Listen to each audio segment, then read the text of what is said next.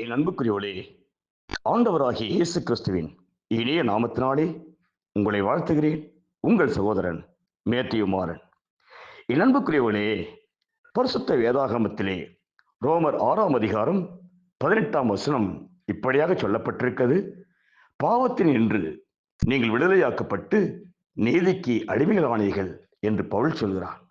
ஆம் பிரியமானவர்களே, என்றைக்கு ஆண்டவராகிய இயேசு கிறிஸ்து இந்த பூமிக்கு வந்து சிலுவையிலே நமக்காக ரத்த சிந்தினாரோ அன்றைக்கு பிசாசுடைய அதிகாரத்துக்கு ஒரு முடிவு வைத்து விட்டார். மரணத்துக்கு அதிகாரியான பிசாசானவனை தமது மரணத்தினால் ஜெயித்தார். வேதம் சொல்கிறது, குமாரன் விடுதலையாக்கினால் மெய்யாகவே விடுதலையாவீர்கள் என்று சொல்லி யோவான் 8:36 சொல்லப்பட்டிருக்க பிரகாரமாக நம் பாவத்திலிருந்து விடுதலை கொடுக்கும்படியாக, நம் பாவத்தை மன்னிக்கும்படியாக இயேசு இந்த பூமிக்கு இறங்கினார். ஆகவே அன்புக்குரிய தேவனுடைய பிள்ளைகளே, ரோமர் 6ஆம் அதிகாரத்திலே 19ஆம் சொல்லப்பட்டிருக்கிறது, அக்கிரமத்தை நடப்பிக்கும்படி முன்னே நீங்கள் உங்கள் அவயங்களை அசுத்தத்திற்கும் அக்கிரமத்திற்கும் அடிமைகளாக ஒப்புக் கொடுத்தது போல இப்பொழுது பரிசுத்தமானதை நடப்பிக்கும்படி உங்கள் அவயங்களை நீதிக்கு அடிமைகளாக ஒப்புக் கொடுங்கள் என்று பவுல் சொல்கிறான். அன்புக்குரிய தேவனுடைய பிள்ளைகளே, தேவனை அறியாத காலங்களிலே பாவத்தை செய்யும்படியாக நம் அவயங்களை பாவத்துக்கு ஒப்புக் கொடுத்திருந்தோம்.